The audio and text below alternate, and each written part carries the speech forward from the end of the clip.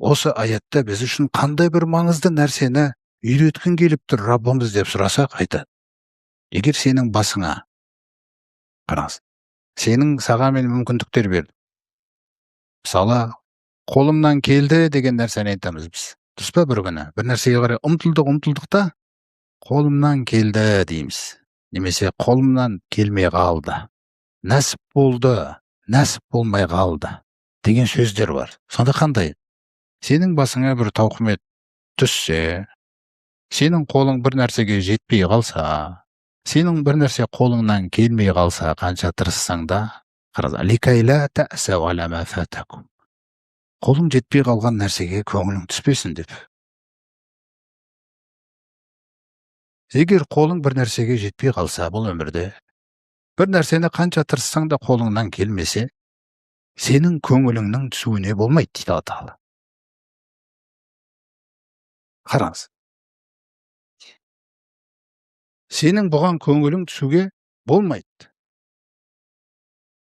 Ал енді қандай да бір нәрсеге қанша тырысып жүріп қолың жетсе, немесе сонша тырыспай жүріп те қолың жетіп қалса, қолыңнан келсе, Алланың саған берген нәрсесіне қуанба дейді. Менің қолымнан келді деп ешқашан қуанба дейді. Мен саған о баста бергем дейді оны. Егер де сен маған қазір әңгіме айтатын болсаң дейді Алла Тағала, мен қанша жүгірдім, қанша тырыстым, ана кісімен таныстым, одан кейін анау жақта ана кісімен таныстым, қаншама связдар, бүйтіп деп мынандай бір кітапты әкелетін болсаң, соның бәрі тағдырдың үстінде менің саған ұйымдастырған нәрсем, қуанба дейді. Сен дым бітірген жоқсың. Құр сен алданып қалмасын деп отырмын дейді мен. Сен әлсіз болғаннан кейін алдын ала осының бәрін ұйымдастырып бердім. Альхамдулилланы ғана айтуың үшін болды. Бұл жердегі бүкіл айтып тұрған кітабың сенің. Бір альхамдулилланы ғана қажет етіп тұрмын дейді сенен. Істі менімен байланыстыр. Өзіңмен байланыстыр, менің қолымнан келді деген нәрсені адамдарға үйретпе. Ұрпағыңа да, отбасыңда да, көршіңе де бұндай нәрсені үйретпе. Алла Тағала сендерге қандай нәрсені берсе де, мен деген сөзді айтумен қуанба. Тек қана Алланы айтты.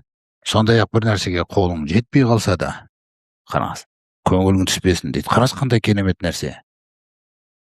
Бүгін Мұхаммед пайғамбардың үмбетінің көңілі көрінген нәрсеге түсіп жүрміз ғой біз, дұрыс па?